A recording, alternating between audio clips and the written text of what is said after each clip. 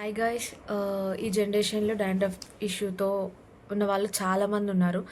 And maximum వచ్చేసి ఎండాకాలంలో అయితే చాలా అంటే చాలా చిరాకుగా ఉంటుంది.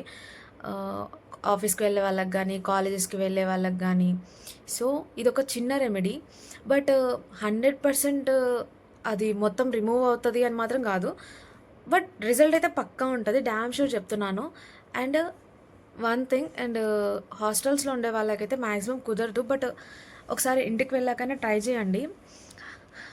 హాస్టల్స్లో ఉండే వాళ్ళకి ఏంటంటే ఒకళ్ళు ట్రై చేయడం వల్ల కానీ అట్లనే డాండ్రఫ్ వస్తుంది. నెక్స్ట్ ఆఫీస్లో స్ట్రెస్ ఎక్కువ ఉంటాయి. ఆఫీస్కి వెళ్ళే వాళ్ళకైతే ఏదైనా స్ట్రెస్ వల్ల కానీ సో డాండ్రఫ్ ఉంటుంది. నెక్స్ట్ వచ్చేసి వీడియోలో మొత్తం క్లియర్గా అప్లోడ్ చేస్తాను. ఏమైనా డౌట్స్ ఉన్నా ఏమన్నా ఉంటే కామెంట్ బాక్స్లో కామెంట్ చేయండి, ఓకేనా?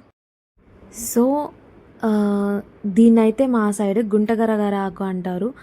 అండ్ మ్యాక్సిమం అన్ని ఊర్లలో ఉంటుంది ఇది మ్యాక్సిమం డాండ్రఫ్కి కానీ హెయిర్ గ్రోత్కి కానీ చాలా అంటే చాలా బాగా యూజ్ అవుతుంది. నెక్స్ట్ వచ్చేసి వేపాకు. ఇది అన్ని దగ్గర ఉంటుంది.